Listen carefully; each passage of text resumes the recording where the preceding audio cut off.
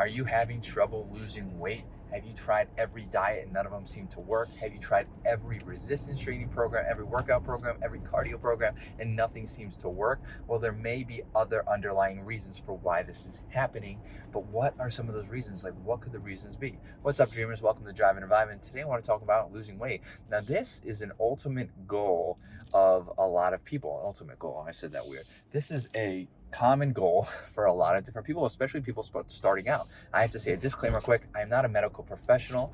I'm not diagnosing or treating any ailments or anything of the sort. Okay, I'm not a doctor. Okay, so take what you hear with a grain of salt. This is all research based and anecdotal stuff that I've gone through experience. Now, diet and exercise does have a large impact on your weight, but it's not the end all be all. There's a lot of other factors that will that will combat the exercise. And the exercise and diet. And I'm going to give an example with both of those right here. You can do all the exercise in the world, but you cannot outrun your fork. Have you heard that one? You cannot outrun your fork. That means that if you eat a very, very poor diet, if you eat a very terrible diet, even though you do a ton of exercise, let's say you do a ton of cardio. Let's say that's all you're doing. You're doing a ton of cardio, hours and hours of it every week. You should be losing weight, but you eat a very, very poor diet. Well, you're not going to be able to lose that weight because the diet that has a very large part of your weight fluctuation, okay, and how your body responds. Now, so there's that, okay? So diet does have a huge impact, so does exercise. Now, I want to go ahead and debunk some myths on exercise. Not everybody knows this, but I think it's important for everybody to kind of understand. If you want to lose weight, your best bet is not cardio. It's not doing 2 hours of cardio every single day. That is not the ultimate form of losing weight. Yes, will that help you? Yeah, of course. You're going to start losing weight by doing tons and tons of cardio, but it's not efficient and it's not the best way. The best way is lifting weights, building muscle. And this is because muscle weighs more than fat, okay?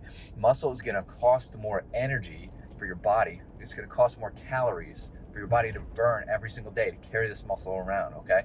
Which means your daily expenditure of energy, your total daily energy expenditure, how many calories are burned to keep you doing you, like on a daily basis, it's going to be more if you have more muscle on you. Now, I'm not saying go out and become a meathead and add 40 pounds of muscle and start becoming a power lifter. I'm not saying that. What I'm saying is muscle weighs more than fat, okay?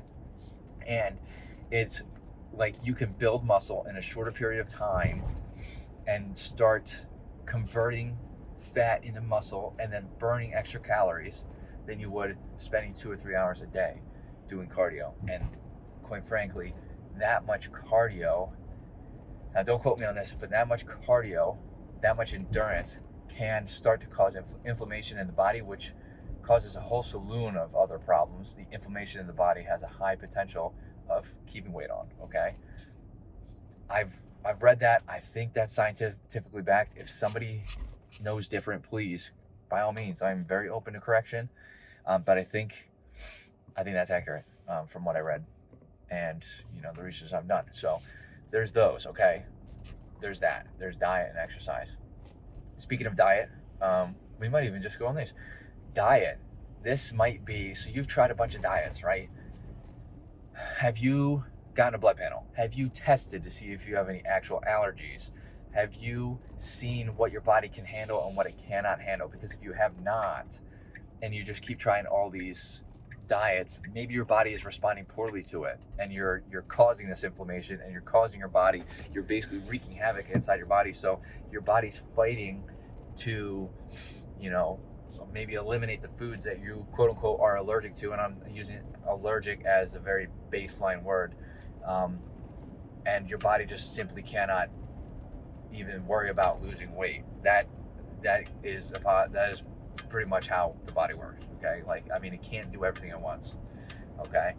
But an example is I have tried a keto diet. Now, this is not allergy based, but I have tried a keto diet and my body does not respond well to very, very, very low amounts of carbohydrates. It just doesn't. I mean, this could be different when I stop exercising, but I was unable to, when I did the keto diet, when I attempted to do it, my body responded so poorly. I was fatigued all the time, which is the opposite of what people said. I could barely lift weights.